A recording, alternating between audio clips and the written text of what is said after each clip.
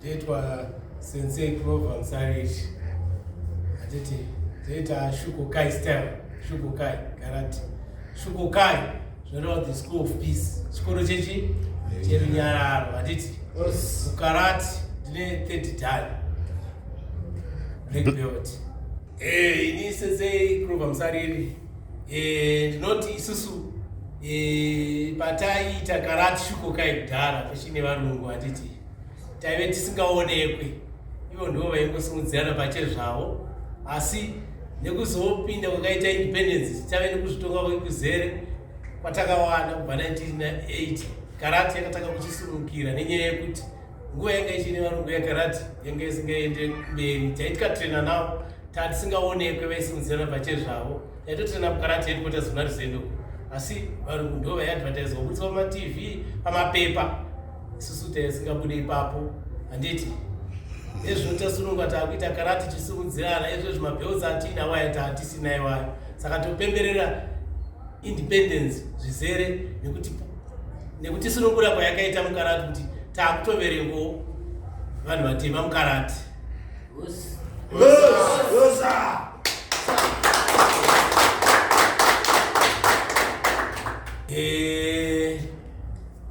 Taona tichienda nyika dzakasiyana siyana, sanganisirana Japan, Russia, South Africa. Ndo nyika dzatirongova dzataenda kune mutambo wekarate. Vakatowandei. Tina Sensei Brian Kupara, Sensei Tungamirai Madzimba Muto, ana Sensei Admai Chakawa, ana Cosmas Banda.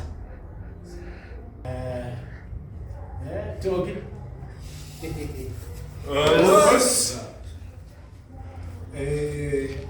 Ndetwa Sensei Tukumunjini. Pamashoko ataona Sensei ndwatinotsigira mushure mekuwana rusununguko ruzere rwekuzvitonga kuzere kwevanhu vatema. Takuwanika tichisapotwa naSensei Musariri pamutambo wekarate. Vakandigreda first dan black belt yangu.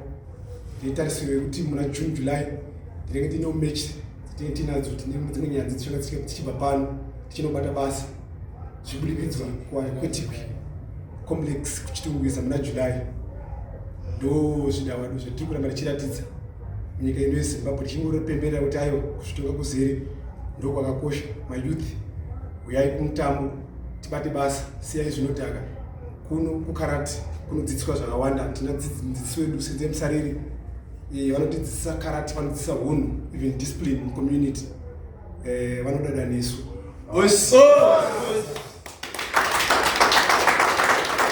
Inini nenyaya yemadrugs ndinotsigira president wedu vaMnangagwa nenyaya yemadrugs, kuti madrugs akaipa, ari kuuraya vana vadiki vedu vane future yemangwana. Saka toti madrugs akaipa. Isu kutrena kwatoita karate totrena kuti vafana vadiki vasiye madrugs enzizera etivafana diki mambai setivana kwatira totudiki kuti tiri kutitrena kuti tisaite zvemadrugs nekuti akaipa.